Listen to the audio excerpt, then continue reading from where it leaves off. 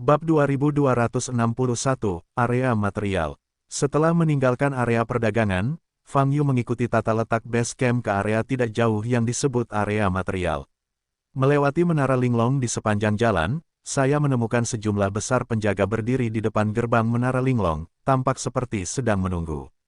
Banyak biksu berkumpul di depan tembok Menara Linglong, menunjuk dan berbisik. Ada masalah dengan alam spiritual di Menara Linglong.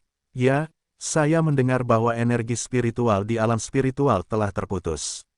Awalnya saya tidak memiliki banyak energi spiritual, tetapi saya tetap memutus pengakuannya, sungguh. Mendengar komentar tersebut, Fang Yu menoleh dan melirik Menara Linglong. Tak perlu dikatakan lagi, dia juga bisa membayangkan orang-orang yang bertanggung jawab menjaga Menara Linglong sedang menggaruk-garuk kepala dan pipi mereka, sudut mulut mereka sedikit melengkung, menunjukkan senyuman lucu. Menara Linglong ini sendiri digunakan untuk menipu orang. Ia menggunakan caranya sendiri untuk merawat tubuhnya sendiri, yang dianggap sebagai perbuatan benar, dan ia tidak perlu tersipu malu sama sekali. Fang Yu berjalan perlahan di sepanjang jalan, dan secara bertahap melihat kota tertutup lainnya muncul di depannya. Mirip dengan area perdagangan, namun dibandingkan dengan area perdagangan, suasana di sini sedikit lebih santai. Setidaknya tidak ada penjaga di depan gerbang. Setelah memasuki area material, wajah para biksu yang terlihat di sepanjang jalan juga lebih banyak tersenyum, sangat berbeda dengan yang ada di zona perdagangan. Area material, area perdagangan.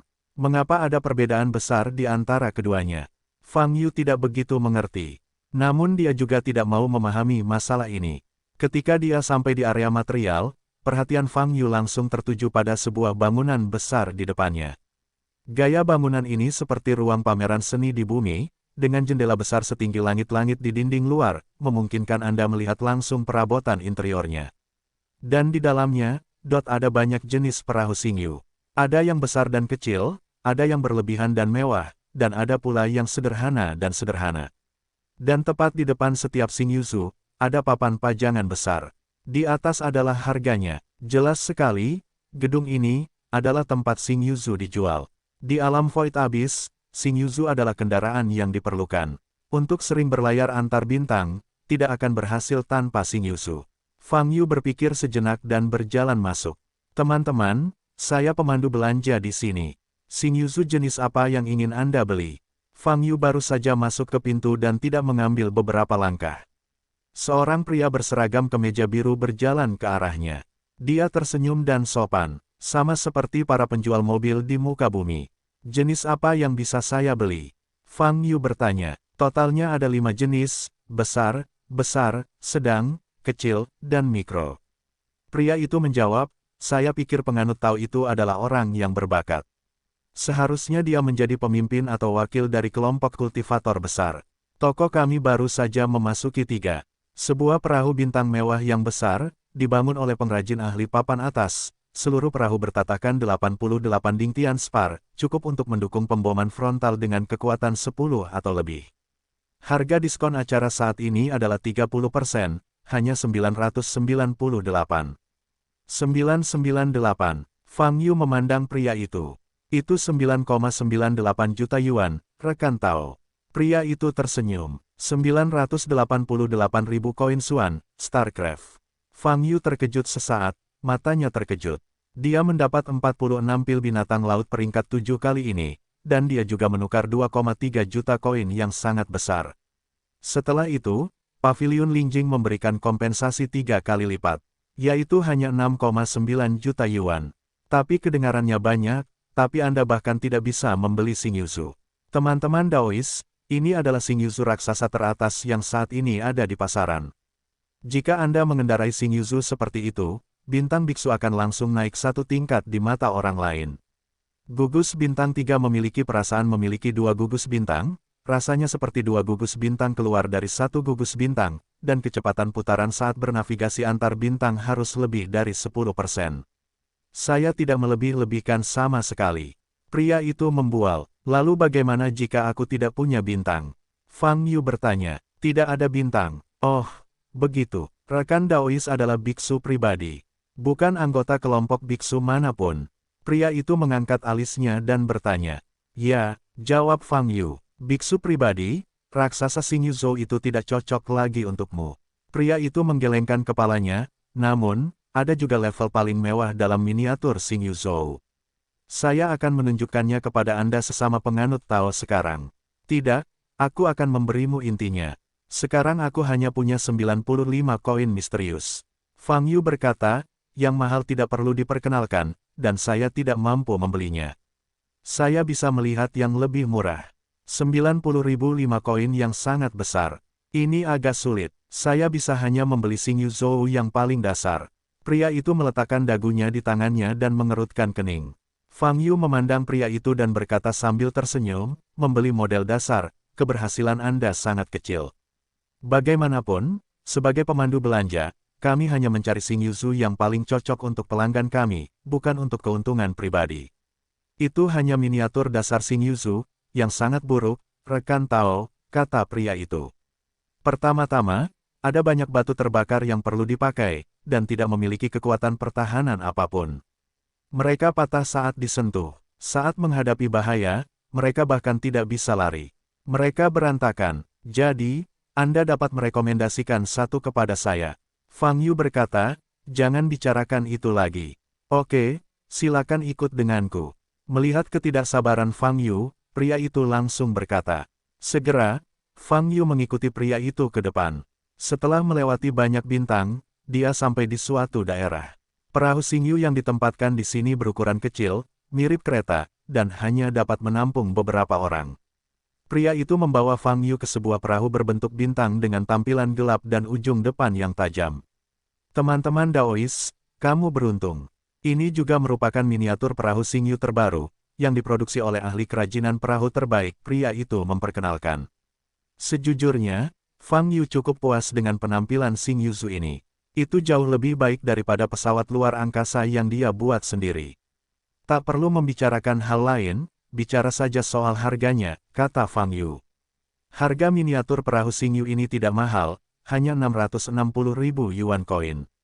Pria itu menjawab, 66 juta, sudah kubilang, aku hanya punya 95.000.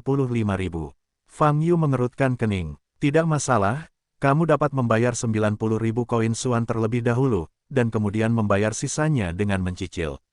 Pria itu tersenyum. Cicilan, bagaimana jika aku mati di luar selama ini? Fang Yu mengangkat alisnya. Bagaimana cara mendapatkan uangnya kembali? Petik 2. Jadi, itu perlu digadaikan. Pria itu berkata, penganut Tao harus mengambil benda-benda yang nilainya sesuai untuk digadaikan, yang lebih umum seperti kristal roh, dan manfaatnya dapat digunakan. Dengan cara ini, bahkan jika para Daois mati. Misalnya, jika rekan Daois benar-benar tidak dapat membayar sisa uangnya, dan kita tidak akan kehilangan terlalu banyak. Jadi begitu, maka aku bisa ambil 400 kristal roh sebagai jaminan. Kata Fang Yu, 400 kristal roh, hampir. Pria itu menggosok tangannya dan berkata, kalau begitu saya akan mendapatkan kontraknya. Mari kita tanda tangani. Bagus. Fang Yu mengangguk. Pria itu segera pergi. Setelah beberapa saat, dia kembali dengan kontrak hitam.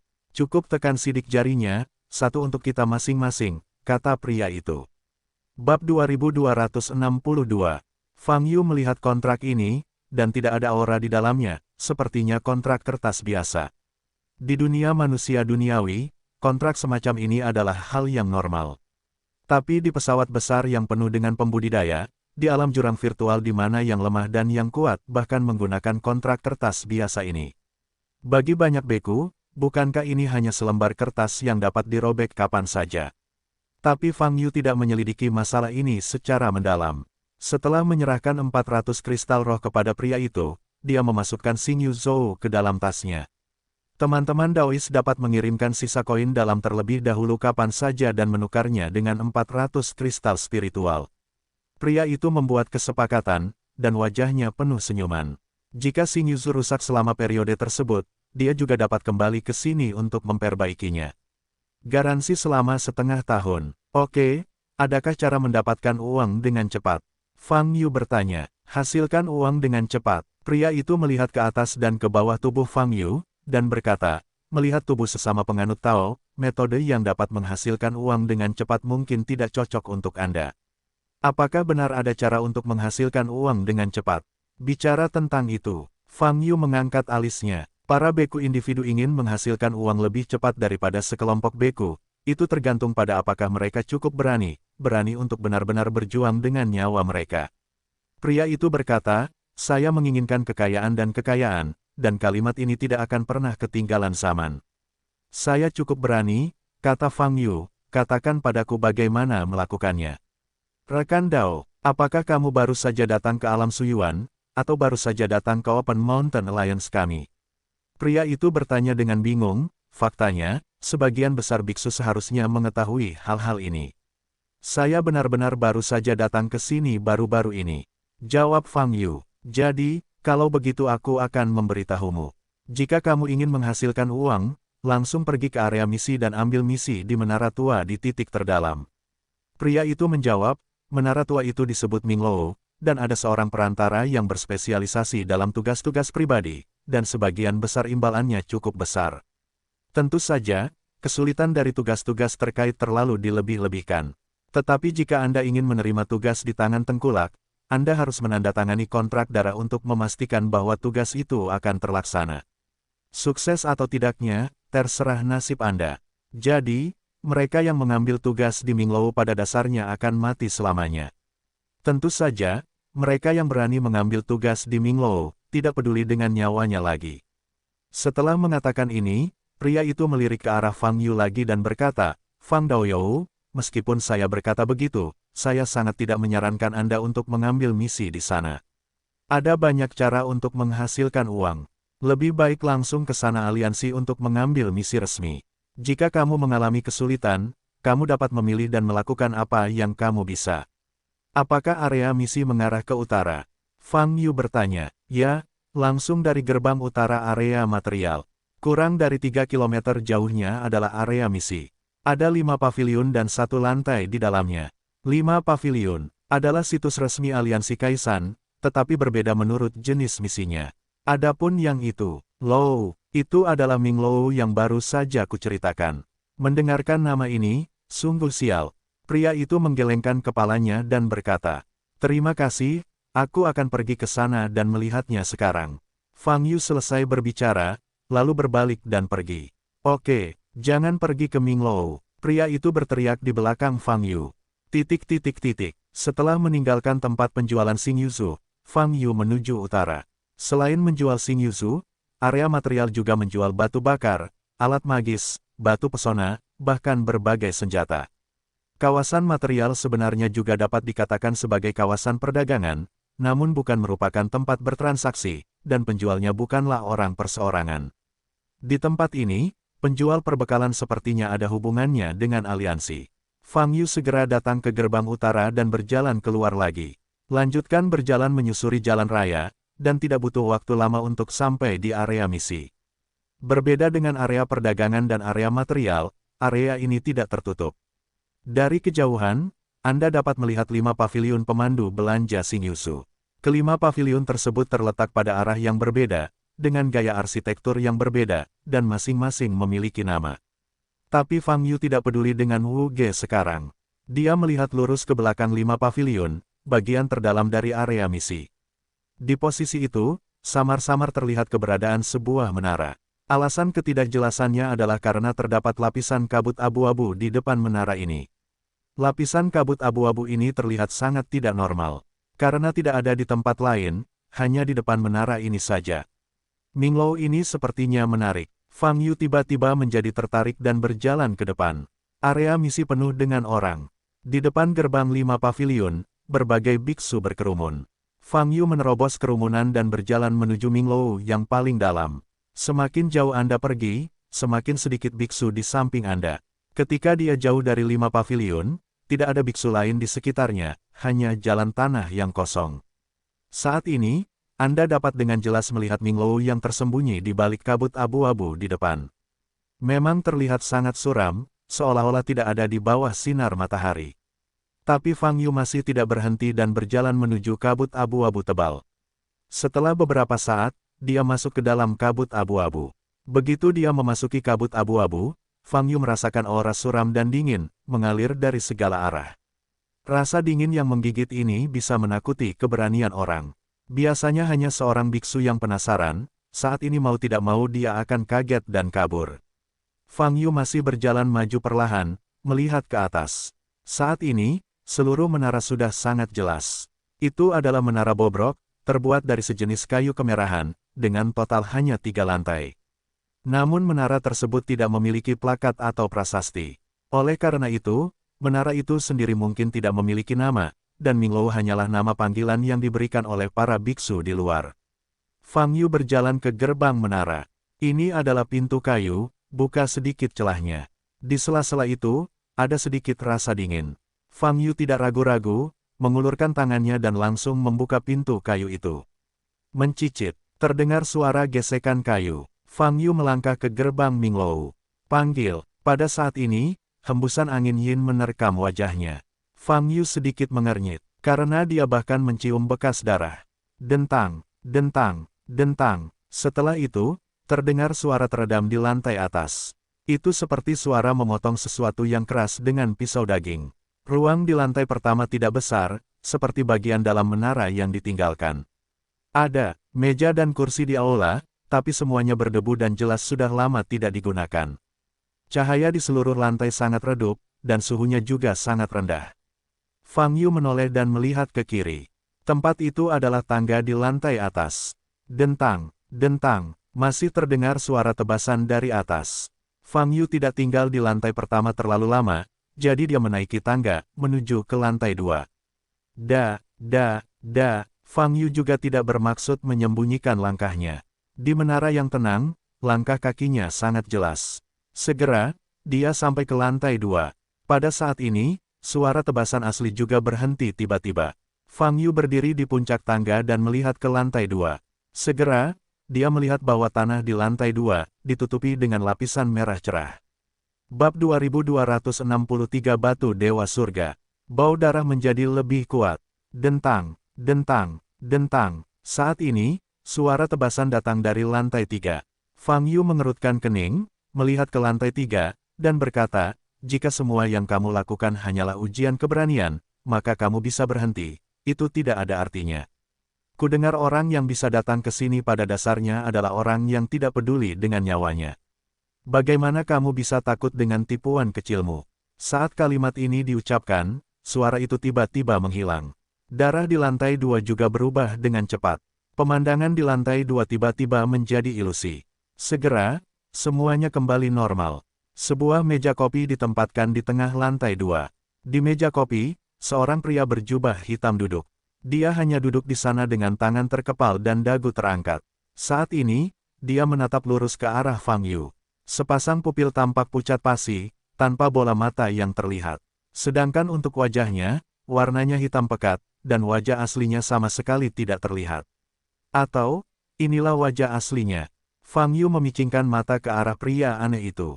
Ini perantara Minglou. Kemarilah, duduk. Saat ini, pria aneh itu berbicara. Suaranya sangat serak, terdengar seperti kumpulan banyak suara, cukup aneh. Fang Yu melangkah maju dan duduk di bangku kayu di meja kopi. Terlalu banyak orang yang membosankan, saya akan memberi mereka gambaran yang ingin mereka lihat. Orang aneh itu berkata dengan nada datar. Jelas sekali, ini menjelaskan alasan dari pemandangan mengerikan dan menakutkan yang muncul sebelumnya. Fang Yu tidak banyak bicara. Kali ini, pria asing itu bertanya lagi, minum atau minum teh? Petik 2 titik. Kamu masih punya teh dan anggur di sini. Aku lebih suka minum teh, tapi aku suka minum teh segar, kata Fang Yu. Namun, pria aneh itu bahkan tidak mau membuat teh atau mengambil anggur sama sekali. Dia hanya menatap Fang Yu dan bertanya lagi, minum, atau minum teh. Baru kemudian Fang Yu menyadari bahwa arti kalimat ini, mungkin sulitnya tugasnya. Bedanya teh dan wine, yang satu segar dan lemah, yang lain penuh dan kuat. Oleh karena itu, kalau maksudnya kesulitan, secara alami lebih sulit untuk diminum. Minum, kata Fang Yu. Bas, pada saat ini, tangan kiri pucat pria asing itu berbalik, dan sebotol anggur kecil muncul di tangannya, yang diletakkan tepat di depan Fang Yu. Roh emas, biksu biasa tidak bisa meminumnya, kata pria aneh itu. Petik 2 titik. Jadi itu benar-benar hanya minum teh dan anggur. Fang Yu mengambil botol itu. Anggur di dalamnya hanya 2 suap. Dia gemetar sedikit, lalu mengangkat kepalanya dan menyesapnya. Dia bahkan tidak memikirkan apakah anggur itu beracun atau tidak. Seperti yang dikatakan orang aneh itu, meski sebotol wine ini hanya diminum 2 teguk, namun terasa sangat kuat setelah diminum. Ibarat menelan bola api, nafas panas mengalir langsung dari meridian. Nafas ini setara dengan pemanasan. Perasaan seperti itu mungkin menyakitkan bagi biksu biasa, tetapi bagi Fang Yu, perasaan itu memiliki kenikmatan yang berbeda. Saat ini hanya ada satu tugas yang bisa diterima, kata si eksentrik, yaitu merebut batu ciptaan. Membuat batu dewa. Fang Yu bertanya dengan mata sedikit bergerak, apa ini? Anda tidak perlu mengetahui hal ini, saya hanya dapat memberitahu Anda kompensasi spesifiknya. Orang aneh itu berkata dengan ringan, 80 juta koin yang sangat dalam, 20 gunung kristal roh. 80 juta koin dalam, 20 pegunungan Lingjing. Berapa banyak kristal roh yang setara dengan gunung Lingjing? Fang Yu bertanya, 40.000 hingga 50.000 yuan. Pria aneh itu menjawab, satu gunung Lingjing setara dengan 40.000 hingga 50.000 Lingjing, lalu 20 gunung Lingjing, setara dengan 800.000 hingga 1 juta Lingjing. Setelah Fang Yu membeli perahu Xingyu dan mengklarifikasi nilai koin yang sangat besar dan kristal roh, dia tahu seberapa besar jumlahnya. Tidaklah berlebihan untuk mengatakan bahwa bagi biksu manapun, ini adalah angka astronomi. Saat ini hanya tugas ini yang tersedia. Fang Yu bertanya, ya, jawab pria aneh itu. Kalau begitu, hadiah yang begitu besar, bukankah biksu itu mengambilnya sebelumnya? Fang Yu bertanya lagi. 7 biksu telah melakukan tugas ini. Orang aneh itu menjawab, mereka semua sudah mati. Fang Yu menyipitkan mata sedikit dan bertanya, keterampilan kultivasi apa yang dimiliki para biksu ini? No comment, jawab pria aneh itu. Maka bahaya dari tugas ini selalu bisa dibandingkan, kan? Fang Yu bertanya lagi. Tidak diketahui, jawab pria aneh itu. Kamu tidak tahu apa-apa, apa gunanya kamu? Fang Yu mengangkat alisnya. Jika semuanya dipahami dengan baik, maka tugas ini tidak akan bernilai tinggi. Orang aneh itu berkata dengan tenang, dan tidak ada gelombang yang terlihat pada sepasang mata abu-abunya, apakah kamu akan mengambil tugas ini? Anda tidak memberikan informasi apapun, tanyakan saja apakah saya menerima tugas itu. Fang Yu mengerutkan kening dan berkata, di mana ada bisnis seperti itu? Ini bukan 5 paviliun, ini aturannya. Orang aneh itu menjawab, jika Anda menerima tugas itu, saya akan memberitahu Anda lokasi spesifiknya, dan yang harus kamu lakukan, adalah mengambil batu para dewa dan membawanya kembali. Apakah kamu menerima tugas itu? Orang aneh itu bertanya lagi. Fang Yu menyipitkan mata sedikit, merenung dalam hatinya. Sejujurnya, sejak dia datang ke Minglou, dia hanya ingin menerima tugas dengan imbalan tinggi. Pertama, Fang Yu dapat mempelajari lebih lanjut tentang banyak situasi di alam Void Abyss selama pelaksanaan misi. Kedua, Anda bisa mendapatkan banyak kristal roh untuk meningkatkan kultivasi Anda. Bagi Fang Yu, yang baru saja tiba di alam Suyuan, 2 hal ini adalah yang paling penting. Namun, orang aneh di depannya itu agak aneh.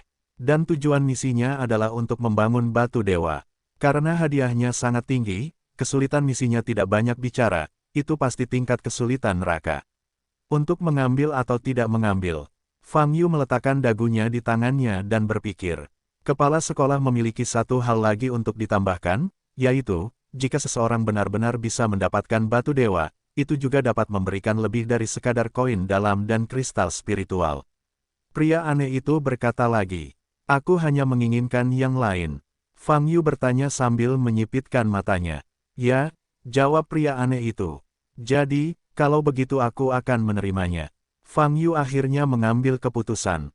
Oke, terima tugas itu, kamu harus menandatangani kontrak darah. Kata pria aneh itu, aku tahu peraturanmu di sini, jadi tanda tangani saja. Fang Yu berkata, saya khawatir Anda akan dianiaya. Orang aneh itu berhenti berbicara dan menepuk meja dengan tangan kanannya. Bas, tanda, berwarna merah darah muncul di desktop. Angkat tanganmu, kata orang aneh itu. Fang Yu mengangkat tangan kirinya dan meletakkannya pada tanda di atas meja. Wow, pada saat ini, tanda itu menyusut dan menghilang dari telapak tangan Fang Yu. Ini adalah pertama kalinya Fang Yu bertemu dengan metode ini untuk menandatangani kontrak darah. Baiklah, Ini waktunya memberitahuku lokasi spesifik dan penampakan umum batu dewa itu, kan? Fang Yu bertanya. Batu dewa itu terletak di Polestar. Orang aneh itu berkata, jaraknya sangat jauh, tetapi klien telah memberikan peta koordinat tertentu. Saat dia berkata, gulungan lain muncul di tangan kiri pria aneh itu dan meletakkannya di depan Fang Yu. Fang Yu mengambil gulungan itu. Pada saat ini, pria aneh itu mengangkat telapak tangan kirinya lagi, dan seberkas cahaya mengembun di atasnya. Bas, bersinar, batu suci tak beraturan yang bersinar dengan sinar warna-warni muncul di telapak tangannya. Mata Fang Yu sedikit berubah dan hatinya terkejut. Batu suci bersinar warna-warni di telapak tangan pria aneh itu, bagaimana bisa menyerupai tiang warna-warni yang bertatahkan pada cincin yang diberikan Huayan padanya. Buat batu dewa, Fang Yu menatap gambar virtual di tangan pria asing itu, sedikit menyipit, matanya terkejut. Setidaknya dilihat dari kilauan cahaya warna-warni, itu hampir sama dengan tiang warna-warni di cincin yang diberikan Huayan padanya. Perbedaan terbesar mungkin terletak pada volumenya. Ukuran batu dewa yang muncul di tangan pria aneh itu setidaknya sebesar 4 kepalan tangan. Dan tiang warna-warni yang bertatahkan pada cincin itu mungkin hanya beberapa persen dari keseluruhan batu. Fang Yu memandang pria aneh itu, memikirkannya di dalam hatinya. Bahkan, ia selalu memakai cincin warna-warni itu di jari tengah tangan kirinya. Hanya saja spar warna-warni pada cincin tersebut terlalu mudah menarik perhatian, sehingga ia menyembunyikannya dengan kekuatan pakaian peri. Sekarang, dia sedang mempertimbangkan apakah akan menunjukkan pria aneh itu untuk melihat apakah itu benar-benar ada hubungannya dengan penciptaan batu dewa. Fang Yu tidak memikirkannya terlalu lama. Dia selalu penasaran dengan informasi sebenarnya dari tiang warna-warni tersebut. Sekarang saya memiliki kesempatan untuk memverifikasinya, saya hanya mengeluarkannya dan melihatnya. Adapun apakah hal itu akan membuat orang aneh memikirkannya, itu tidak masalah. Jika orang aneh itu benar-benar tergoda, paling-paling itu bukan sekadar perkelahian. Bagaimanapun, dia tidak pernah kalah dalam pertarungan, jadi tidak perlu takut. Memikirkan hal ini, Fang Yu mengulurkan tangan kirinya. Bas, jari tengah kiri Fang Yu berkedip. Cincin bertatahkan tiang berwarna-warni muncul. Ini, lihat, apakah tiang di cincinku sama dengan yang kamu minta untuk kutemukan? Fang Yu berkata pada pria aneh itu. Orang aneh itu jelas membeku untuk beberapa saat, dan kemudian dia mengalihkan pandangannya untuk melihat tangan kiri Fang Yu yang terulur. Bas, pada saat ini, tiang pada cincin itu bersinar dengan cahaya warna-warni yang bersinar luar biasa.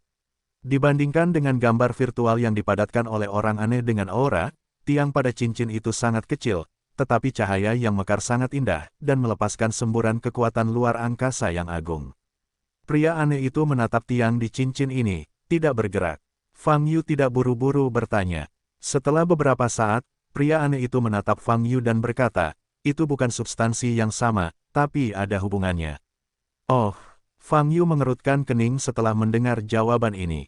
Permintaan klien adalah batu dewa pembuat surga yang lengkap ini.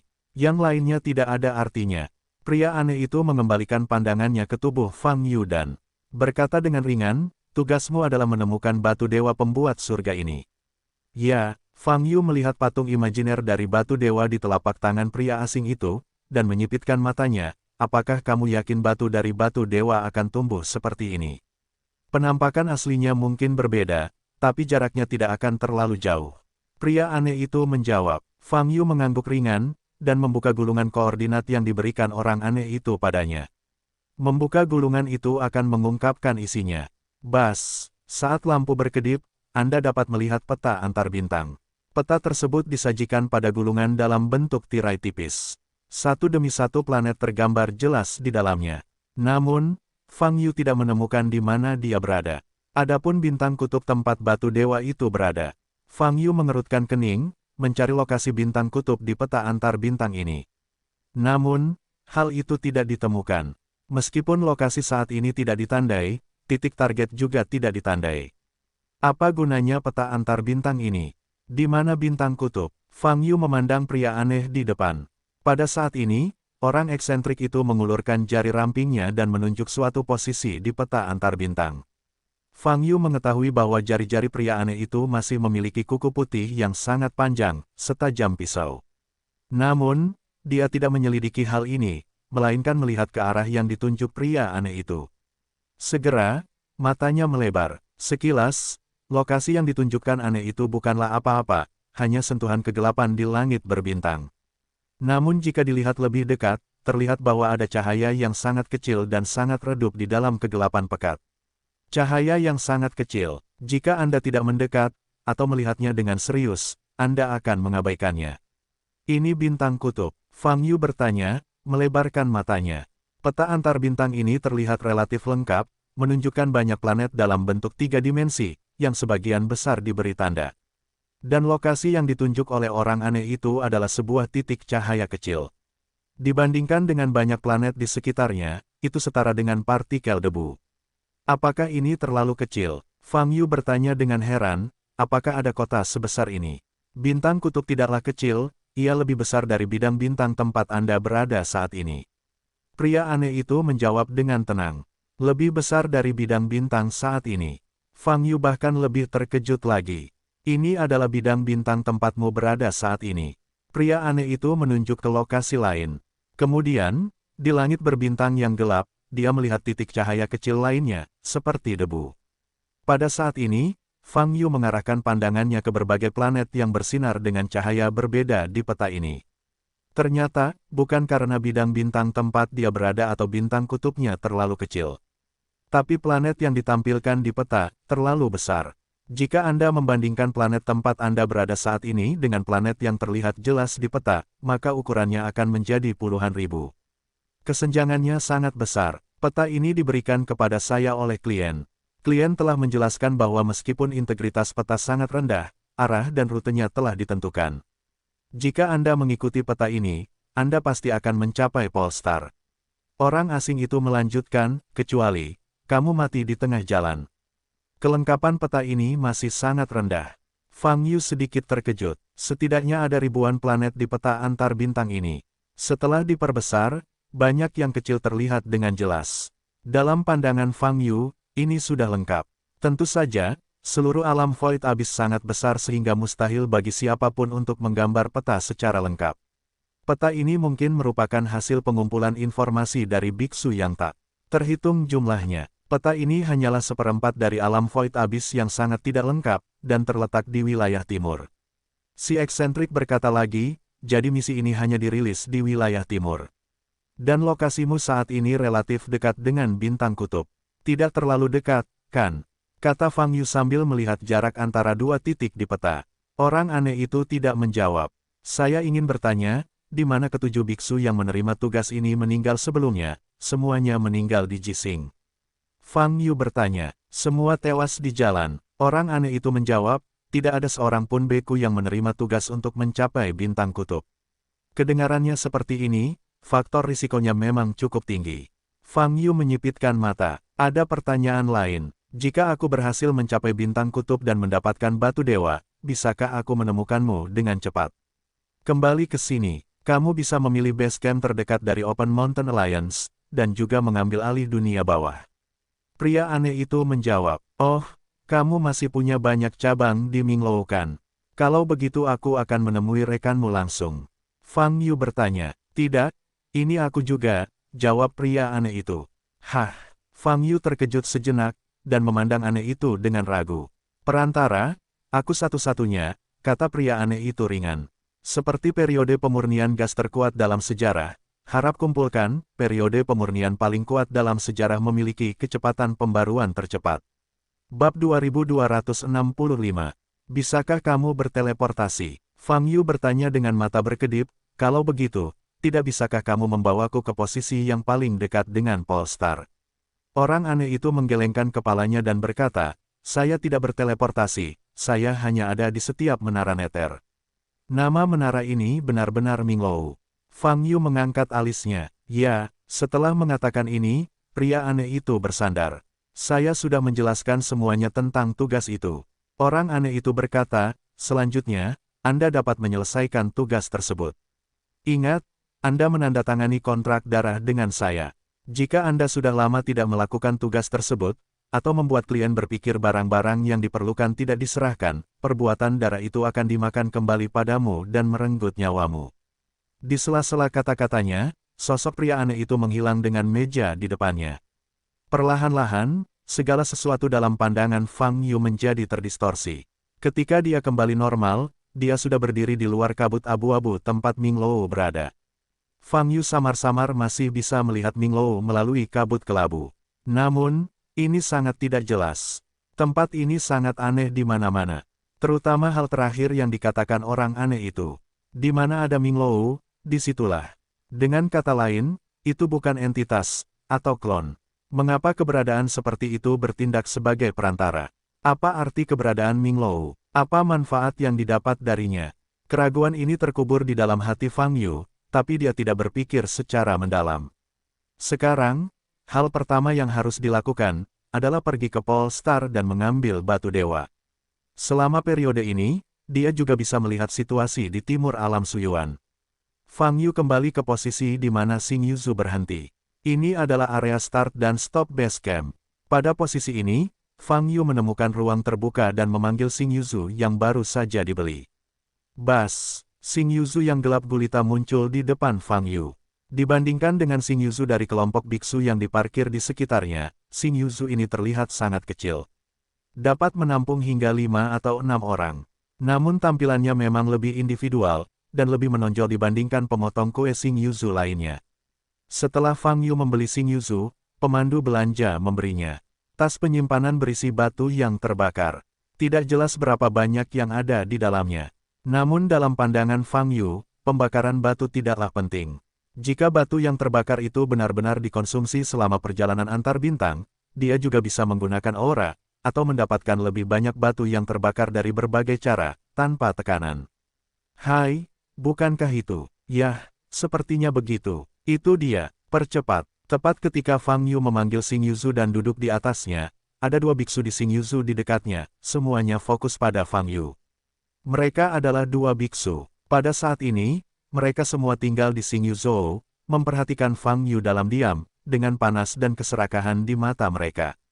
Komandan, sepertinya dia akan segera pergi, apakah kita akan mengikuti? Salah satu wakil penggarap bertanya. Tentu saja, saya akhirnya melihat orang ini. Bagaimana saya bisa melewatkan kesempatan ini?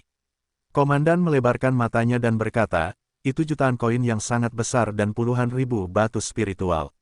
Di kapal Xing Yu lainnya, pemimpinnya juga membuat keputusan yang sama. Boom! Pada saat ini, Xing Yuzu yang gelap gulita tempat Fang Yu berada tiba-tiba lepas landas. Ayo cepat! Kedua kultivator itu memulai bersama-sama, lalu lepas landas. Wow! Cara mengendalikan Xing Yuzu sangatlah sederhana, yaitu dengan menggunakan batu dewa untuk menghubungkan inti Xing Yuzu, sehingga arah Xing Yuzu dapat diubah sesuai dengan kesadaran ilahi miliknya. Fang Yu sama sekali tidak merasa kasihan pada Burning Stone, dan langsung meningkatkan kecepatan Xing Yuzu hingga ekstrim, dan dengan cepat meninggalkan base camp. Setelah melewati semburan gas, dia meninggalkan bidang bintang. Kemudian, menurut peta antar bintang yang diberikan kepadanya oleh orang aneh di dunia bawah, dia terbang jauh ke barat laut. Ledakan, ledakan. Pada saat ini, dua pesawat bintang besar mengejar dari belakang. Kesadaran ilahi Fang Yu telah meluas keluar, dan dia secara alami dapat melihat dua Xing Yuzu mengikuti di belakang. Dilihat dari tanda di perahu, semuanya adalah biksu bintang 3. Apa yang kamu lakukan denganku? Fang Yu sedikit mengernyit, berusaha menyimpang. Benar saja, kedua Xing Yuzu juga mengikuti arah penyimpangan dan melacak dengan kecepatan tercepat. Namun, karena masalah ukuran, kedua perahu Xing Yu tidak dapat mengimbangi kecepatan miniatur Xing Yuzu Sang Yu, tidak peduli berapa banyak batu yang terbakar yang hilang. Namun, Fang Yu dengan cepat menghentikan Xing Yuzu. Akibatnya, kedua Xing Yuzu dengan cepat mengikuti Fang Yu, dan berhenti di depan dan belakang, menjebak Fang Yu dalam tim ganda. Fang Yu langsung membuka penghalang pelindung yang didukung oleh dukungan eksternal Xing Yuzu, dan melihat kedua Xing Yuzu secara terpisah. Sepertinya kamu sudah menyerah. Di Xing Yuzu di depan, pemimpin berjanggut itu menunjukkan senyuman arogan, dan wajahnya penuh kemenangan. Fang Yu, kan, serahkan semua kompensasi yang kamu terima dari Pavilion Lingjing, dan kami bisa mengampuni nyawamu. Pemimpin Xing Yuzu di belakang juga meneriaki Fang Yu dengan perasaan spiritualnya. Kompensasi Pavilion Lingjing, di mana kamu menemukan beritanya? Fang Yu bertanya dengan cemberut. Para biksu di seluruh area perdagangan tahu. Paviliun Lingjing memberitahu seluruh area, Anda tidak bisa menyembunyikannya. Kata pemimpin itu dengan keras. Seluruh distrik, Paviliun Lingjing, mata Fang Yu bergerak sedikit, dan dia dengan cepat menemukan alasannya. Sepertinya Master Paviliun tidak terlalu yakin, dan dia sengaja membuat masalah untukku, lain kali aku bertemu, dia harus memberinya pelajaran yang lebih besar.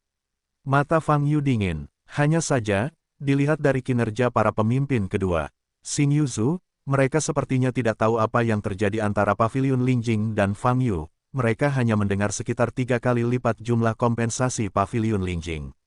Dia sangat marah dan berencana merampok.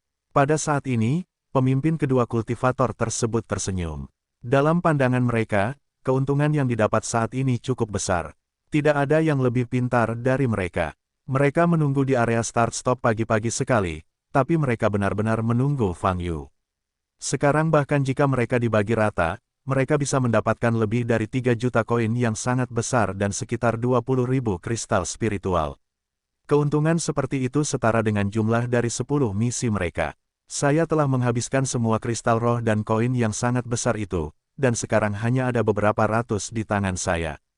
Jika Anda mau, saya akan memberikannya kepada Anda, kata Fang Yu.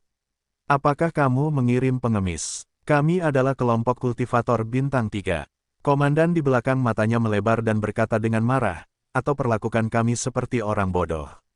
Jutaan koin yang sangat besar dan puluhan ribu kristal spiritual, Anda hanya ingin bunga tidak mudah dibelanjakan. Aku tidak memperlakukanmu sebagai orang bodoh, kamu memang bodoh. Fang Yu berkata dengan senyum bercanda di sudut mulutnya. Sepertinya, kamu tidak menangis lagi jika kamu tidak melihat peti mati itu. Komandan itu memiliki tatapan mematikan di matanya, aku tidak ingin membunuhmu, tetapi kamu harus mati, jangan salahkan kami karena kejam. Wow, di antara kata-kata itu, penghalang pelindung di kedua kapal Xing Yu terbuka bersamaan. Bab 2266, Konflik Mendasar. Apakah Anda akan melakukannya? Fang Yu bertanya, apa maksudmu? Sudah terlambat untuk menyesal sekarang. Lebih dari 200 biksu dari 2 Xing Yu Zhou bergegas menuju lokasi Fang Yu. Terlalu bagus. Fang Yu tidak bisa menahan senyumnya. Sekarang, dia bisa mendapatkan banyak batu yang terbakar. Wow, sosok Fang Yu melintas dan tiba-tiba menghilang di tempatnya. Boom, boom, boom. Di langit berbintang tidak jauh dari base camp, semburan api berkobar. Dalam cahaya yang mekar, itu adalah jeritan seorang biksu terkenal yang diledakkan. Hanya dalam 1 menit, area sekitar kembali tenang. Di atas 2 perahu Xing Yu, banyak biksu meratap berulang kali, menutupi perut, menutupi wajah, dan beberapa menutupi tubuh bagian bawah, terus-menerus berguling di pesawat Xing Yu Zhou. Fang Yu mencari di 2 perahu Xing Yu di depan mereka, menemukan 7 cincin penyimpanan dan lebih dari 20 tas penyimpanan, dan membawanya pergi. Saat ini, pemimpin kedua Xing Yu Zhou terluka parah. Melihat Fang Yu, hanya ada ketakutan di wajahnya, dan darah masih mengalir di mulutnya. Melihat Xing Yu Zhou dijarah, hati mereka berdarah. Namun, dia tidak berani berteriak. Karena mereka takut Fang Yu akan berbalik dan membunuh mereka semua. Dalam situasi ini, tidaklah buruk untuk bisa mempertahankan kehidupan yang kecil. Kamu bilang kamu bodoh, apakah kamu masih belum puas? Isi pemberitahuan Paviliun Lingjing tidak disebutkan, tapi kamu bisa memikirkannya sejenak. Akankah Paviliun Lingjing membayar biksu biasa 3 kali lipat? Fang Yu mencibir, pengumuman Lingjingge jelas memperlakukanmu sebagai pria bersenjata dan memintamu menggangguku. Mengapa Paviliun Lingjing melakukan ini? Karena kamu ingin memindahkanku, kenapa kamu tidak berani memindahkanku secara langsung, tapi gunakan cara ini? Sederhana sekali, karena Paviliun Lingjing tidak berani menyerangku secara langsung. Mereka tidak memiliki keberanian dan kemampuan. Mereka hanya bisa membiarkan kalian yang bodoh menimbulkan masalah. Setelah berbicara, Fang Yu berjalan ke garis depan Xing Yu Zhou. Pada saat ini, dia menoleh lagi dan tersenyum kepada pemimpinnya, tetapi saya juga harus berterima kasih kepada Paviliun Lingjing. Ini membantu saya memancing. Jika kalian suka datang, saya akan mendapat banyak keuntungan.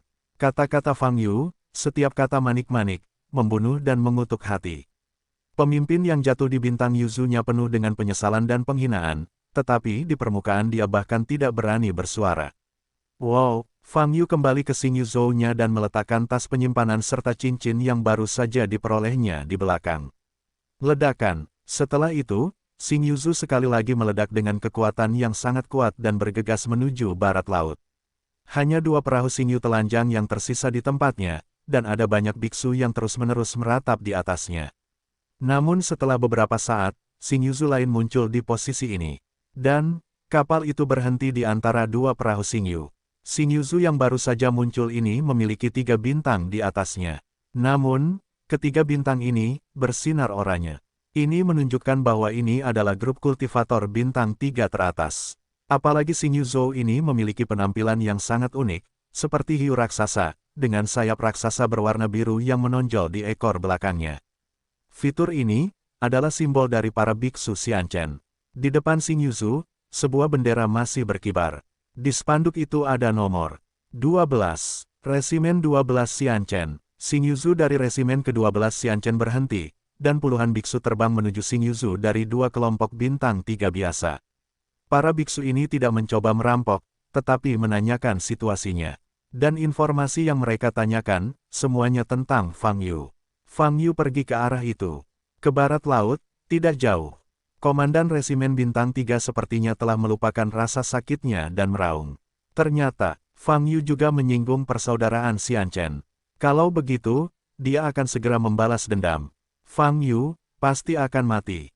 Desir, Fang Yu tidak tahu apa yang terjadi selanjutnya. Saat ini, dia sedang bermeditasi di Xing Yu Zhou dan menutup matanya. Di depan Fang Yu, ada 20 kristal spiritual. Kristal roh ini mempunyai bentuk yang berbeda-beda, namun beratnya sama, yaitu seberat batu seukuran kepalan tangan.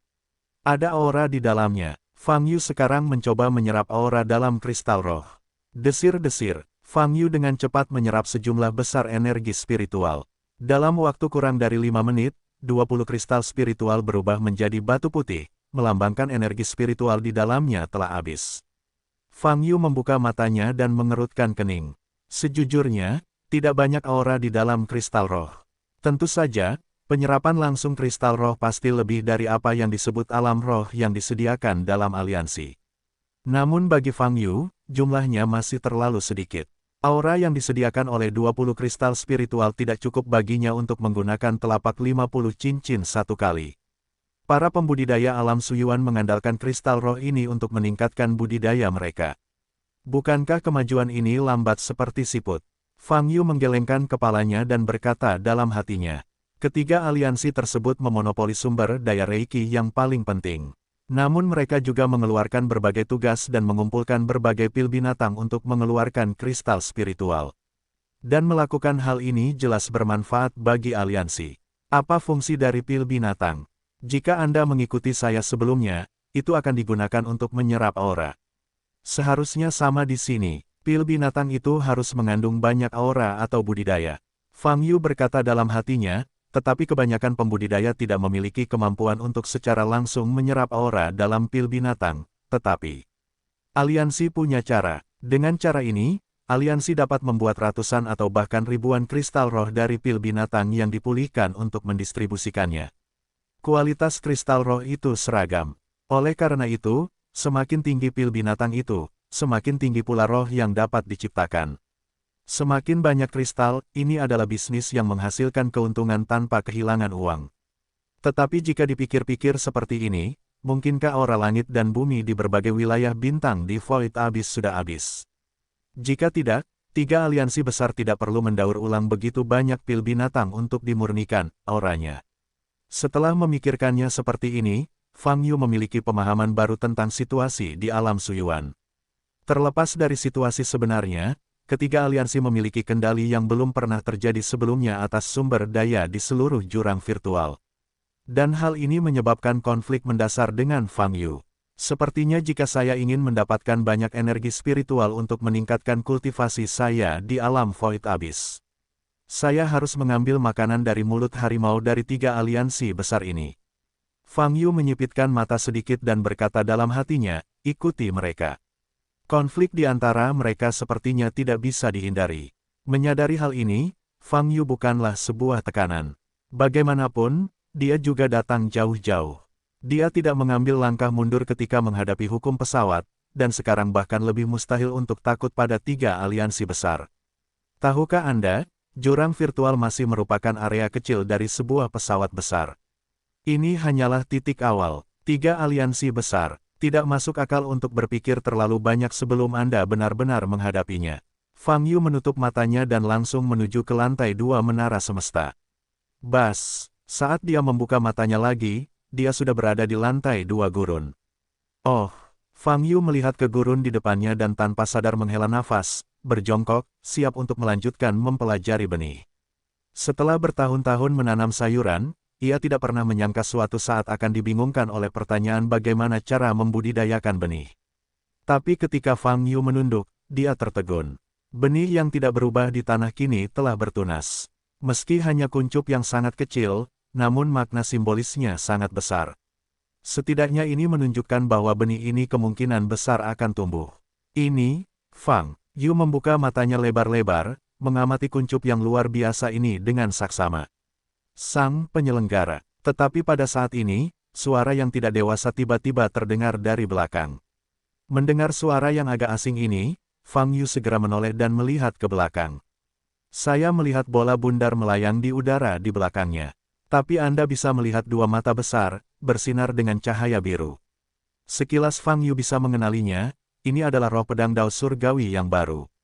Waktu telah berlalu dan belum lama ini, tetapi roh pedang Dao Surgawi telah berkembang jauh lebih banyak dari sebelumnya. Setidaknya untuk saat ini, sepertinya sudah terbentuk, dengan hidung, mata, dan mulut.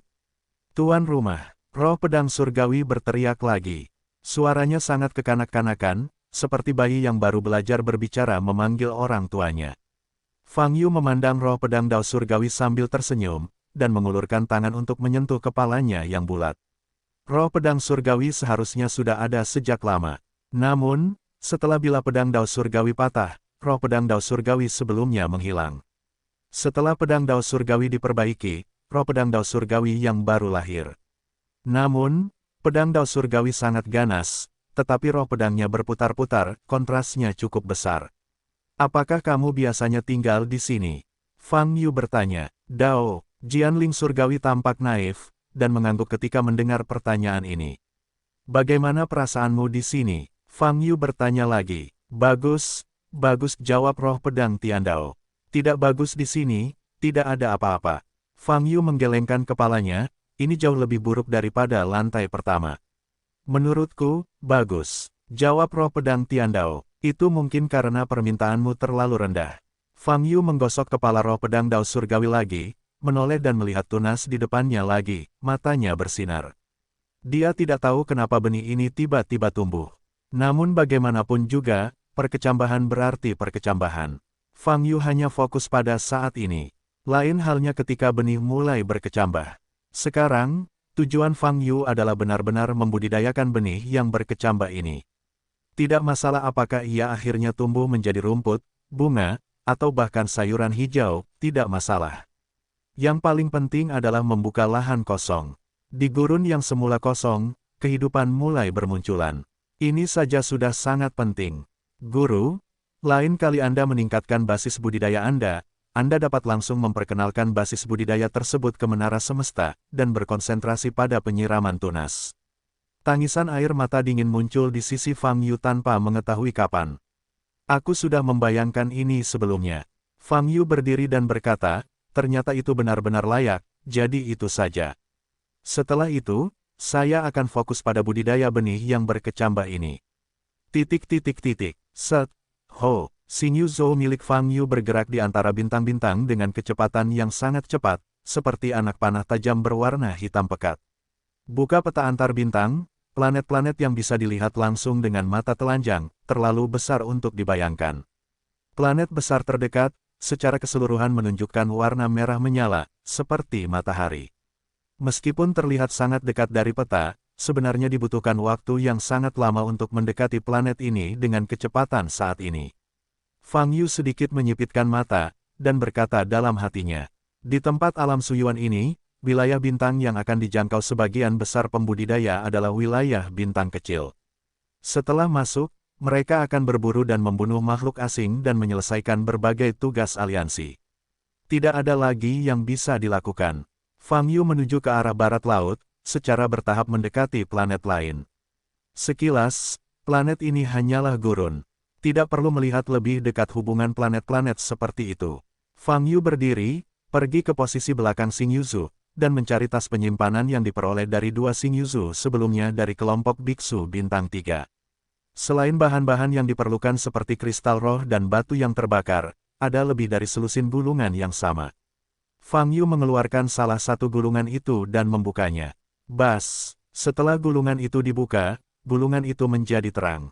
Banyak informasi muncul di atas. Koordinat, Tenggara, bintang kuning, sejumlah besar monster bumi kelas 4 hingga kelas 7. Petik 2 titik. Bintang biru, beberapa hewan laut peringkat 4, sejumlah besar hewan laut peringkat 5. Petik 2 titik. Bintang coklat, bagian peringkat 5, bagian binatang bumi peringkat 7. Di dalam gulungan itu terdapat banyak informasi pengumuman. Semua sumbernya berasal dari aliansi Kaisan, dan informasi di atas secara alami untuk memberitahu para biksu tentang jenis binatang aneh apa di wilayah bintang mana. Informasi ini terus-menerus berkedip-kedip dan terus diperbarui, dan jumlah informasinya sangat besar. Namun, Fang Yu melihatnya untuk waktu yang lama, dan di antara informasi yang muncul, makhluk asing peringkat tertinggi hanya peringkat keempat. Pangkatnya terlalu rendah, dia tidak tertarik. Apakah tidak ada binatang aneh di atas? Peringkat 3, Fang Yu mengerutkan kening. Pengumuman ini masih terus diperbarui. Beberapa planet sangat dekat dengan Fang Yu, dan ada pula yang jauh. Namun, peringkat makhluk asing yang disebutkan berada di atas peringkat keempat.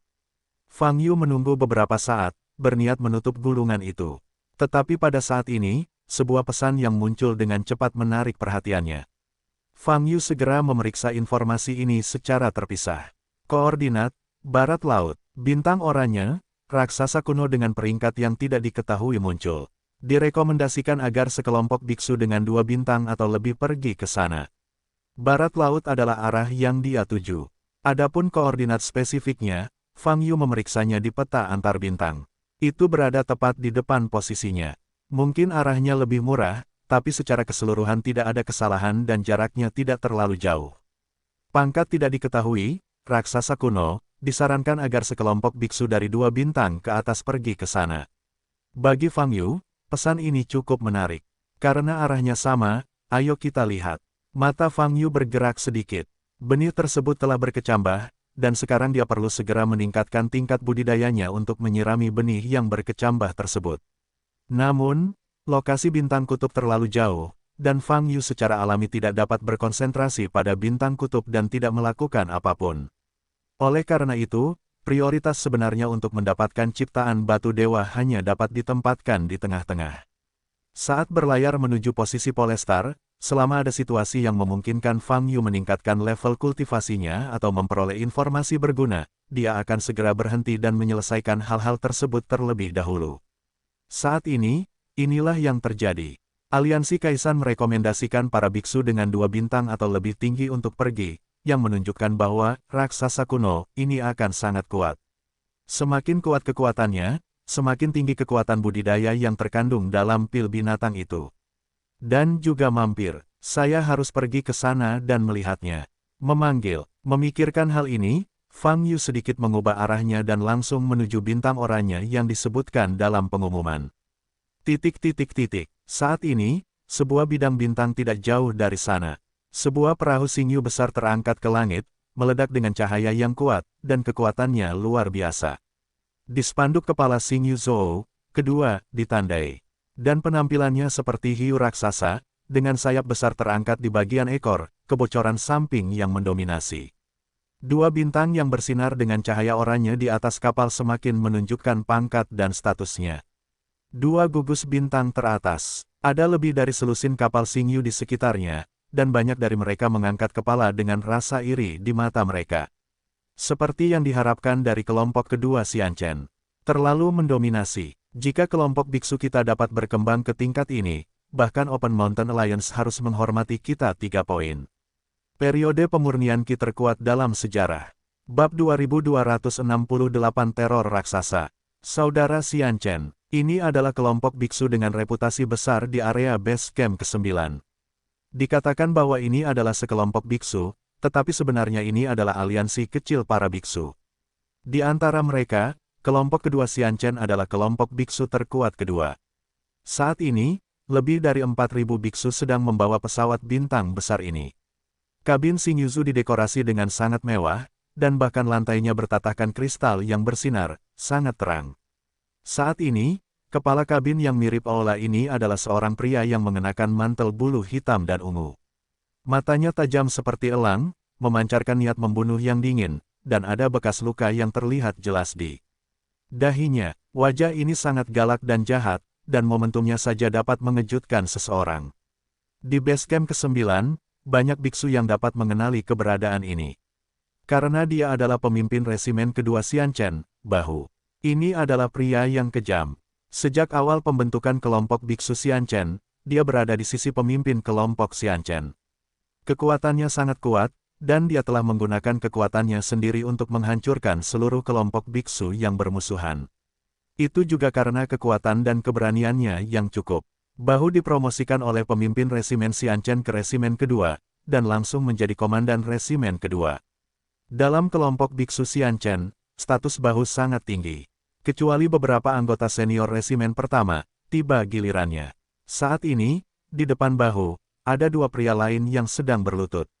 Apakah kamu yakin berita itu benar? Bahu bertanya dengan nada rendah. Berita itu benar. Paviliun Lingjing telah mengeluarkan pengumuman regional di zona perdagangan. Seorang bawahan menjawab dengan kepala tertunduk, dan resimen ke-12 Xian Chen juga akan mengkonfirmasi. Wakil kursi timur sudah mati. Mendengar jawaban tersebut, niat membunuh di mata Bahu menjadi semakin menakjubkan. Biksu yang membunuh mereka bernama Fang Yu. Dia telah meninggalkan base camp ke-9, tetapi resimen ke-12 Xian Chen telah memahami perbuatannya dan melacaknya, tetapi dia belum mendekat. Bawahan lainnya berkata, resimen ke-12 Xian Chen. Resimen percaya bahwa kekuatan Fang Yu melampaui langkah keempat mendaki negeri ajaib, jadi dia tidak berani maju dan meminta bantuan kami. Bahu tidak berbicara. Kedua bawahan itu saling memandang dan menatap Bahu bersama-sama. Tuanku, mereka sangat dekat dengan kita saat ini. Apakah kita akan? Seorang bawahan bertanya dengan hati-hati. Apakah ini pertanyaan yang perlu dipertimbangkan? Bahu bertanya dengan mata terbuka lebar. Begitu kata-kata ini keluar, kedua anak buahnya kaget dan kaget. Komandan sudah lama mengatakan bahwa resimen Xian Chen kita adalah keseluruhan. Baik itu resimen pertama atau ke-18, simbolnya adalah resimen Xian Chen. Bahu berteriak dingin, pemimpin dan wakil resimen ke-12 adalah bunuh, wajah Xian Chen tuan kita yang menamparnya. Mengerti? Mengerti Pak, kami akan segera menuju ke posisi resimen ke-12 Xian Chen. Kedua bawahan itu menundukkan kepala. Bahu tidak berbicara lagi, matanya berlumuran darah. Kedua bawahan itu dengan cepat berbalik dan pergi. Mereka tahu betul bahwa setiap kali komandan menunjukkan ekspresi seperti itu, pasti ada pemandangan yang sangat berdarah. Di ruang antar bintang, hiu raksasa Xingyuzu berbalik dan bergegas menuju barat laut. Setelah melakukan perjalanan lama dan menyesuaikan arah beberapa kali, planet merah akhirnya muncul di bidang penglihatan Fang Yu. Planet ini sangat kecil. Fang Yu pergi jauh-jauh, tetapi melihat beberapa Xingyuzu bergegas ke arah yang berlawanan. Dan sebagian besar perahu Xingyuzu ini, dapat melihat retakan dan depresi yang jelas. Sepertinya, telah terpukul dengan keras. Salah satunya lebih serius, dan seluruh ekornya roboh. Dilihat dari arahnya, Xingyuzu yang terkena pukulan keras sepertinya keluar dari bintang oranye. Dilihat dari peringkat bintang Xingyuzu ini, beberapa di antaranya adalah bintang 3, dan hanya satu yang bintang 2, tetapi itu hanya bintang 2 biasa. Mereka semua lolos dari bintang oranye di depan. Mata Fang Yu bergerak sedikit, tanpa mengubah arahnya, dan terus bergerak maju. Saat jarak semakin dekat, dia melihat perahu Xingyu lain bergegas ke arahnya. Xingyuzu ini sangat cepat, tetapi setelah melihat Xingyuzu milik Fang Yu di depannya, ia bergeser sedikit dan melintas. Wow, Fang Yu masih bergegas menuju Orange Star. Di perahu Xingyu itu, banyak biksu yang melihat Fang Yu, miniatur perahu Xingyu. Saya tidak punya satu bintang pun, Itu biksu mandiri. Beranikah Anda masuk ke dalam? Dia tidak tahu kalau beberapa biksu bintang 2 telah ditanam di dalamnya, bukan? Untungnya, kita berlari cepat. Raksasa itu terlalu menakutkan. Itu tidak bisa ditangani oleh para penggarap biasa. Informasi dari aliansi itu membunuh banyak penggarap. Mereka seharusnya hanya membatasi 2 gugus bintang teratas untuk memasuki oranya. Bintang, banyak biksu yang berbisik. Ada keterkejutan di wajah mereka. Karena raksasa menakutkan di Orange Star, terlalu kejam. Wow, semakin dekat Anda dengan bintang oranye, semakin Anda merasakan napas panas datang ke arah Anda. Fang Yu berlari ke depan dengan kecepatan sangat cepat dan langsung memasuki area Orange Star. Ledakan. Saat ini, suhu udara di sekitar kembali naik. Planet ini cukup kecil. Fang Yu langsung melepaskan kesadaran spiritualnya, menyebar. Desir-desir, banyak informasi membanjiri pikiranku. Kemanapun kesadaran ilahi pergi, hanya sepotong warna oranye dan merah yang terlihat. Tanah mengeluarkan lava merah, memantulkan langit menjadi warna kemerahan kekuningan. Di mana raksasa kuno itu? Kesadaran ilahi Fang Yu terus menyebar. Setelah beberapa saat, matanya sedikit meredup.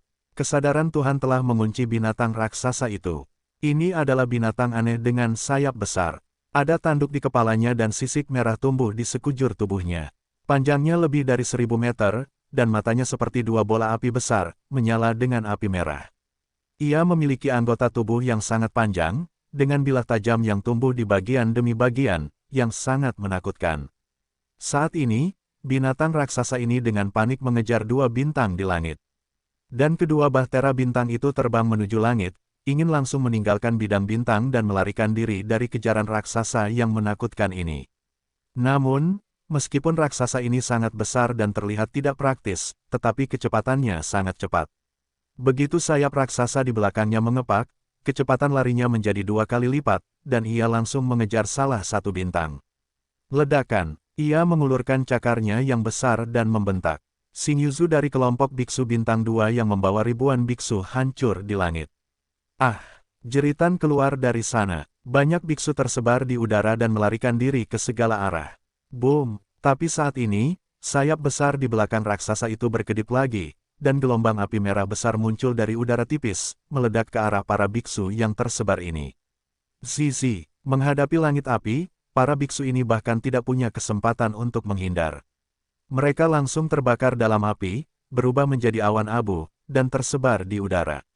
Pemandangan itu sangat tragis, dan banyak biksu tidak memberikan perlawanan.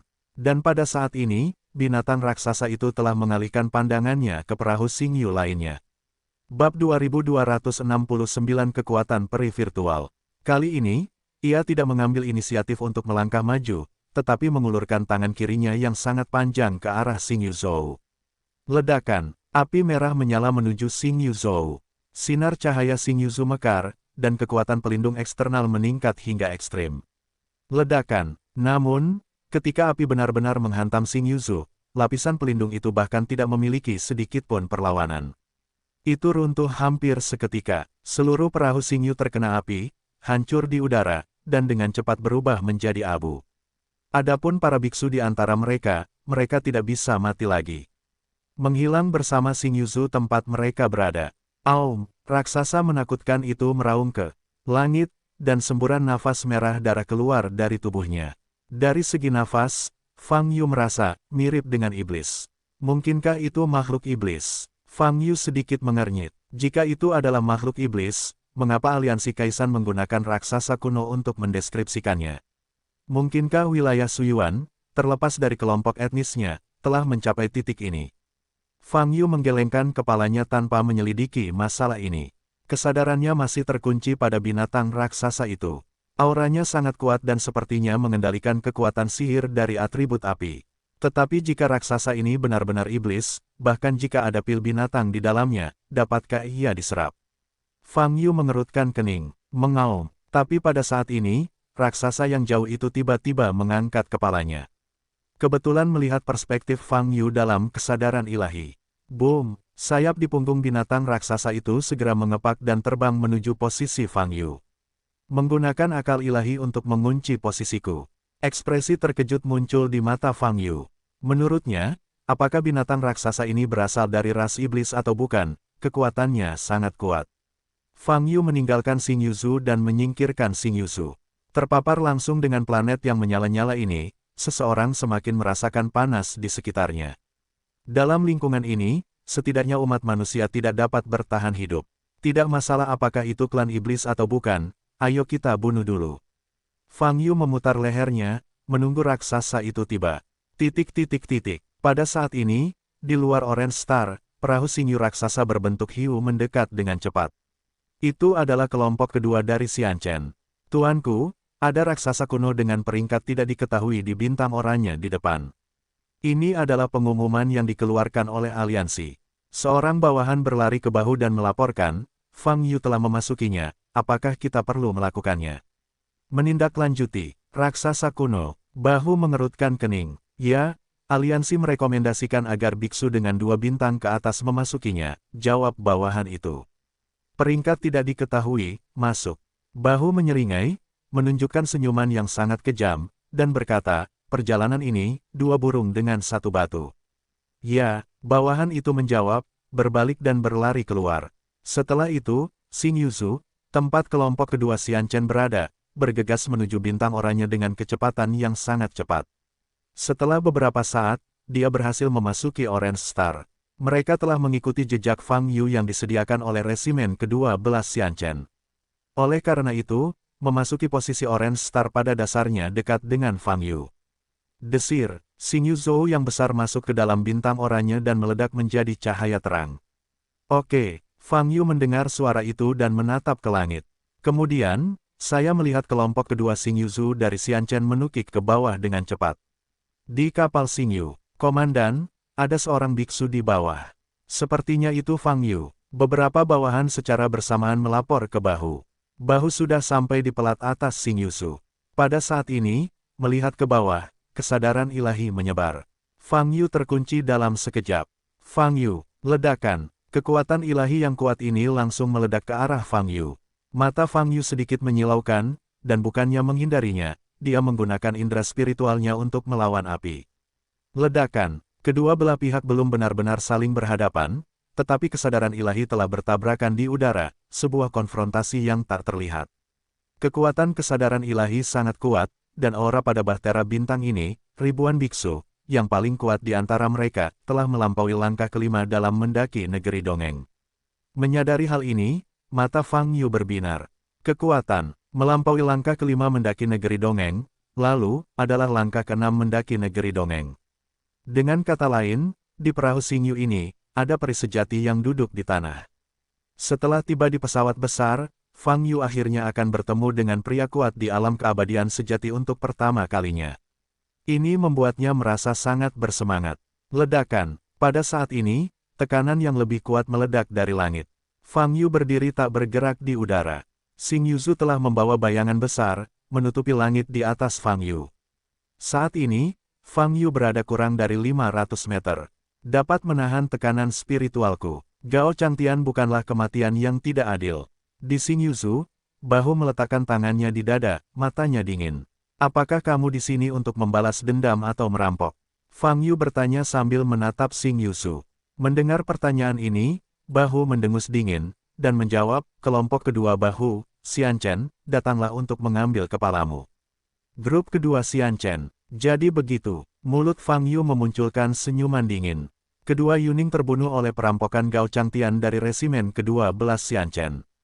Permusuhan ini dapat diperluas atau dikurangi. Tapi sekarang, karena kelompok kedua Xianchen telah sampai di depan pintu, maka musuh secara alami akan berkembang. Fang Yu, beraninya kamu membunuh anggota resimen Xianchen kami, atau anggota setingkat pemimpin, kejahatan ini cukup untuk membunuhmu selama 10 generasi. Wakil itu berdiri di samping bahu dan berkata dengan dingin, kamu kentut, apakah kamu masih bisa menghukumku? Fang Yu mencibir, ledakan, deputi ingin berbicara, tetapi bahu meledak dengan nafas yang mengerikan. Aliran udara putih terjerat dari tubuhnya. Ini, udara peri yang sesungguhnya.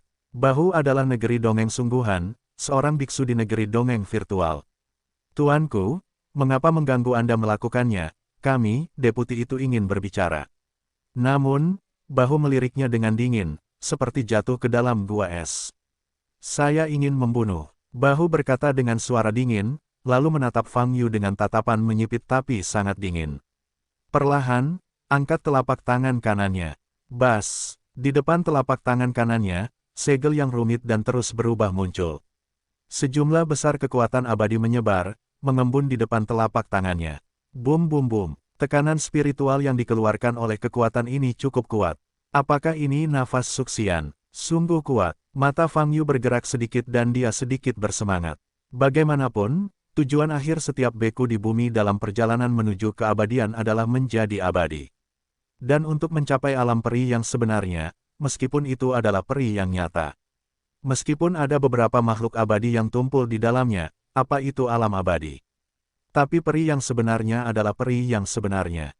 Fang Yu tidak punya kesempatan untuk menjadi peri, tapi dia akhirnya punya kesempatan untuk bertarung melawan peri sungguhan. Baginya, hal itu sama pentingnya.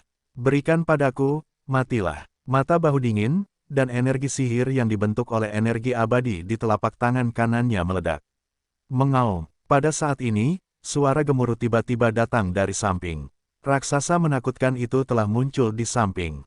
Tapi bahu bahkan tidak menoleh, tapi Fang Yu meledakkan energi magis yang mengandung keabadian. Ledakan, Faneng melewati ratusan meter dalam sekejap, dan meledak di depan Fang Yu. Ledakan, lengan Fang Yu berdiri di depannya, dan lapisan cahaya keemasan cemerlang muncul, bertabrakan dengan kekuatan peri imajiner. Ketika suara keras terjadi, nafas makhluk hidup yang menghancurkan terpancar. Tidak panas, tidak dingin. Tapi, itu memiliki arti yang menakjubkan yaitu menghancurkan segalanya.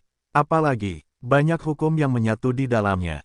Seperti yang dikatakan Li Huoyu, kekuatan sihir seperti itu pada dasarnya berbeda dari kekuatan sihir yang pernah ditemui biksu manapun yang pernah ditemui Fang Yu sebelumnya.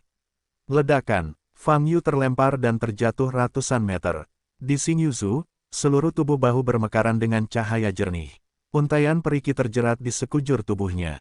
Aum, pada saat ini, binatang raksasa di kejauhan sudah bergegas maju. Tapi targetnya bukanlah Fang Yu, tapi Xingyuzu besar di langit. Tujuannya adalah kita. Di Xingyuzu, ekspresi deputi berubah dan dia meraung keras. Suaranya memperingatkan banyak biksu di Xingyuzu untuk bersiap menghadapi pertempuran. Kamu, biarkan Xingyuzu lepas landas dan tunggu aku di sana. Saat ini, bahu berkata dengan dingin, aku membunuh Fang Yu dan menghilangkan alkimia batin raksasa ini, dan aku akan kembali. Wow, setelah mengatakan ini, bahu memberikan tendangan ringan, tetapi sosoknya melesat keluar dari Xingyuzu seperti anak panah yang tajam, dan terbang menuju binatang yang bergegas.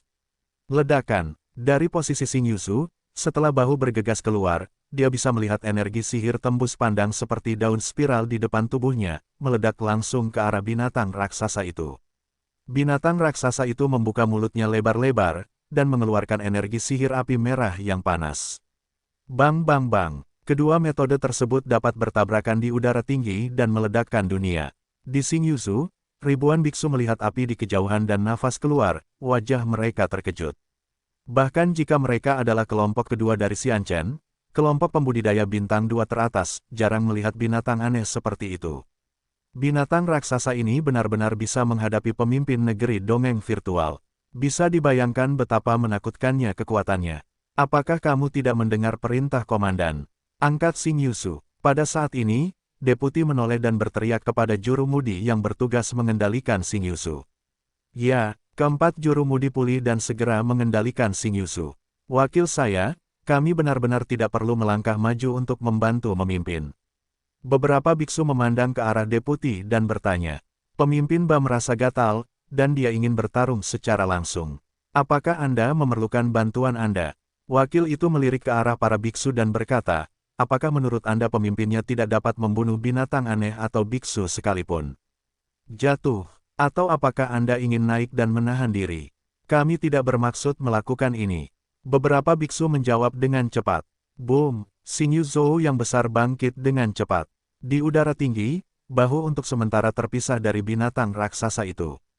Bahu memandang raksasa di kejauhan, menyipitkan mata sedikit keterkejutan muncul di wajahnya yang galak. Setidaknya di area dekat base camp ke-9 ini, tidak banyak makhluk asing yang bisa menangkap serangannya secara langsung.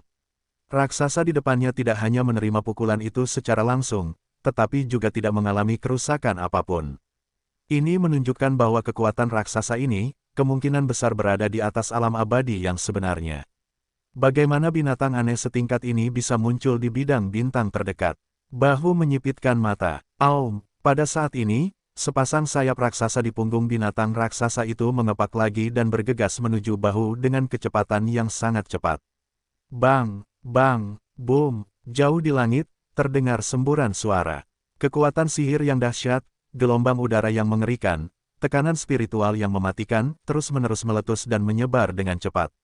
Pada saat ini, Fang Yu diam-diam mengamati pertempuran pada jarak sekitar 200 meter dari bahu dan Giant Beast. Dilihat dari adegannya, bahu tidak mengambil keuntungan apapun. Dan binatang raksasa ini, tampaknya sama saja, dan tidak ada yang bisa berbuat apa-apa. Namun begitu hal ini terjadi, hal ini pada dasarnya dapat dianggap sebagai kerugian. Bagaimanapun, aura seorang beku terbatas. Tapi kekuatan binatang raksasa itu, dari pengamatan Fang Yu, itu terkait dengan seluruh planet tempat dia berada saat ini. Dengan kata lain, kekuatannya berasal dari planet merah yang menyala-nyala ini, dan tidak bisa dikatakan berkelanjutan. Tapi dibandingkan dengan biksu seperti bahu, kesenjangannya sangat besar. Su Xian, meskipun Xian Qi memang merupakan kekuatan sihir yang sangat kuat, rasanya seperti itu. Fang Yu berkata dalam hatinya, mungkin bahu ini tidak cukup kuat. Ada juga perbedaan antara energi abadi dan energi abadi. Sama seperti energi spiritual yang dikeluarkan oleh biksu biasa, ini terkait dari metode budidaya hingga senjata ajaib yang digunakan. Li Huoyu berkata, tetapi bagaimanapun juga, energi abadi adalah energi abadi tidak setingkat dengan energi spiritual yang ditunjukkan oleh para biksu di bawah keabadian sejati. Tentu saja, bagimu sekarang, Su Xian memang bukanlah lawan yang sulit. Lagi pula, ketika kita sampai pada pesawat besar, batasannya lebih sedikit. Fang Yu menatap dua kelompok yang bertarung di langit. Jelas, serangan bahu semakin keras. Namun, binatang raksasa itu masih bisa menandinginya. Ledakan, seluruh tubuh bahu meledak menjadi cahaya yang kuat, lengannya terbuka, dan lusinan siklon mengembun di depannya. Di pusaran air, serangkaian kekuatan sihir yang menakutkan terkondensasi. Boom, lalu, ledakan bersama-sama. Menghadapi pemboman ini, sayap raksasa di punggung binatang raksasa itu mengepak. Boom boom boom, gelombang api yang mengerikan berkembang dan mengembun. Selain itu, puluhan fakultas yang diledakkan ke arah bahu bisa menghantamnya. Ledakan, terdengar suara keras lainnya. Ledakan, kali ini bahu lebih unggul. Binatang raksasa itu tidak bisa menahannya, dan diledakkan langsung ke tubuhnya oleh energi sihir Banglong. Menyebabkan ledakan dahsyat. Jauh di langit, tubuh binatang raksasa itu mengalami pukulan yang memusnahkan dan hancur di udara. Mata Fang Yu bergerak sedikit. Tampaknya intensitas raksasa ini tidak setinggi yang dia bayangkan. Hanya saja jika kamu membunuh binatang raksasa ini dengan cara ini, apakah masih ada peluang untuk mendapatkan pil binatang itu? Tanda tanya, pil bahkan mungkin tidak memiliki sampah yang tersisa, kan? Petik 2. Boom, Xing Yuzu, yang diparkir tinggi di langit, bersorak saat melihat pemandangan ini. Terlalu kuat, binatang raksasa itu mempunyai penampilannya sendiri. Di depan Tuan Bahu di negeri dongeng virtual, neraka tidak. Binatang yang begitu besar, ia hancur dengan cara ini, kekuatan komandannya mengerikan, apakah sudah dekat dengan Bloom Immortal? Di Xing Yuzu, terjadi ledakan diskusi yang memanas. Sayang sekali, Fang Yu menggelengkan kepalanya, merasa kasihan karena tidak mendapatkan pil binatang itu. Pada saat ini, dia merasakan aura pembunuh yang dingin datang dari samping. Bertemu dengan mata tajam Bahu. Selanjutnya, giliranmu. Bahu menyeringai, menunjukkan senyuman yang kejam dan menakutkan. Bertarung, melawan raksasa itu setara dengan pemanasan. Niat membunuh. Petik 2. Seru. Bahu tidak mengucapkan sepatah kata pun. Lagi, tubuhnya berubah menjadi hantu, dan langsung menghilang di depan matanya. Kata-kata hanya membuang-buang waktu.